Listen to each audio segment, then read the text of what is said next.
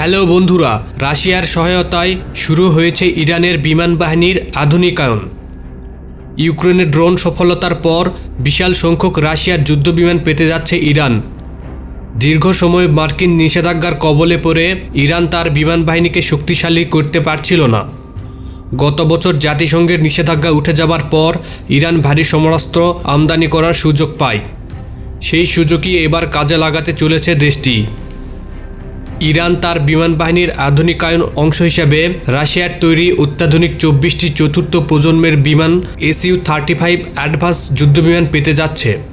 মূলত চলতি 2023 সালের 21শে মার্চের মধ্যেই রাশিয়া প্রথম ব্যাচে কিছু সংখ্যক SU-35 যুদ্ধবিমান ইরানের কাছে হস্তান্তর করবে। তার আগেই রাশিয়া অবশ্য তার কৌশলগত বন্ধু দেশ ইরানকে অত্যাধুনিক কিছু হেলিকপ্টার, মিসাইল ডিফেন্স সিস্টেম এবং অন্যান্য সামরিক সাজ সরঞ্জাম সরবরাহ করতে পারে।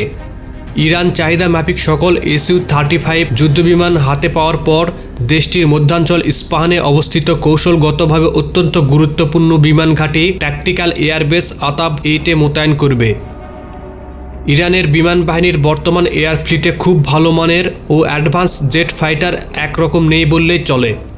বিশেষ করে আমেরিকার শতাধিক নিষেধাজ্ঞা ও অবরোধের মুখে ইরান তার বিমান বাহিনীর আধুনিকায়ন নিয়ে এগিয়ে যেতে পারেনি। 80-র দশকে ইরানের সাবেক রেজা শাহ পাহেলভি সরকার আমেরিকা থেকে 79টি F-14 টমক্যাট টুইন ইঞ্জিন যুদ্ধবিমান ক্রয় করে। তবে বর্তমানে খুব সম্ভবত ইরানের বিমান বাহিনীতে মাত্র 18 থেকে 22টি F-14 টমক্যাট যুদ্ধবিমান অপারেশনাল থাকতে পারে।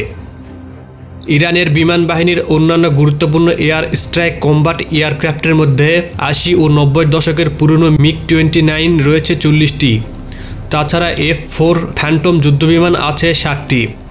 F-5 টাইগার যুদ্ধবিমান রয়েছে 59টি।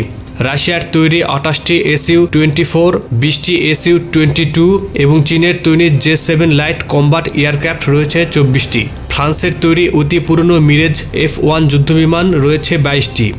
তবে প্রকাশ করে যে ইরানের এয়ার ফ্লিটের মধ্যে আবার 20%-এর কাছাকাছি যুদ্ধবিমান হচ্ছে সাবেক সাদ্দাম হোসেনের সামরিক বাহিনীর ব্যবহৃত যুদ্ধবিমান, যা কিনা 1991 সালে গলফ ওয়ার চলাকালে ইরাক থেকে পালিয়ে ইরানে চলে আসে। ইরানের নিজস্ব প্রযুক্তিতে তৈরি হেসা কাউসার সিরিজের 4টি, হেসা 6A-6টি এবং হেসা আজরাক্স নামে 2টি গ্রাউন্ড অ্যাটাক ফ্যাসিলিটি যুদ্ধবিমান সার্ভিসে আনার বিষয়টি প্রচার করা হলেও তা বাস্তবে আমেরিকার পুরনো F-45 সিরিজের যুদ্ধবিমানের ফুল কালার পেন্টিং কপি হয়ে গেলে তাতে আশ্চর্য হওয়ার মতো কিছু থাকবে না। এদিকে ইরান গত 2006 সাল থেকে নিজস্ব প্রযুক্তির নতুন প্রজন্মের কাহার 313 যুদ্ধবিমান প্রজেক্ট নিয়ে কাজ করলেও এখনও তা আকাশে উড্ডয়ন করার মতো প্রযুক্তিগত সক্ষমতা অর্জন করেনি। যদিও সর্বশেষ 2017 সালে রানওয়েতে পরীক্ষামূলক ট্যাক্সি অ্যান্ড রানিং টেস্ট সম্পন্ন করেছিল। এ নিয়ে ইরানের তরফ থেকে বেশ কিছু ভিডিও ইউটিউবে প্রকাশ করা হয়েছে। তাছাড়া পরবর্তীতে সমালোচনার মুখে ইরান তার নতুন প্রজন্মের কাহার 313 যুদ্ধবিমান আর প্রকাশ্যে আনেনি। তবে ইরান এভিয়েশন টেকনোলজিতে অনেকটাই পিছিয়ে থাকলেও সাম্প্রতিক সময়ে মিসাইলের পাশাপাশি কম্বাট অ্যান্ড কামিকাজি ড্রোন ইঞ্জিনিয়ারিংয়ের ডেভেলপমেন্টে ব্যাপক অগ্রগতি অর্জন করেছে। বিশেষ করে ইউক্রেন যুদ্ধে রাশিয়া ইরানের তৈরি কম্বাট ড্রোন ও মিসাইল ব্যবহার করে সারা বিশ্বকে চমকে দিয়েছে। এখনও পর্যন্ত রাশিয়া কিন্তু ইরানের তৈরি ড্রোন দিয়েই সফলভাবে ইউক্রেনের বিভিন্ন টার্গেটে স্ট্রাইক চালাচ্ছে। তাছাড়া যুদ্ধক্ষেত্রে সরাসরি কম্বাট ড্রোন সফলভাবে ব্যবহার করার দিক দিয়ে ইরান কিন্তু চীনের মতো দেশকেও অনেকটা পেছনে ফেলে দিয়েছে। সাম্প্রতিক সময়ে ইসরায়েলের বিদায়ী সেনাপ্রধান এক সংবাদ সম্মেলনে বলেছেন, ইরানের কাছে 4টি পারমাণবিক বোমা তৈরির যাবতীয় উপকরণ রয়েছে।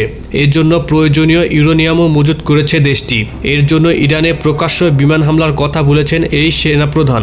তবে ইরানের মিসাইল পাওয়ার সারা দুনিয়ার কাছে ভালোভাবে জানা আছে। দীর্ঘদিন ধরে ইরানে বিমান হামলার কথা বললেও রহস্যজনকভাবে সেটি করার সাহস দেখাচ্ছে না ইসরায়েল ও মার্কিন জোট। তো বন্ধুরা, ইরান রাশিয়া যুদ্ধবিমান SU-35 হাতে পাওয়ার পর তাদের বিমান বাহিনী কেমন শক্তিশালী হবে বলে আপনি মনে করেন? কমেন্ট করে জানিয়ে দিন।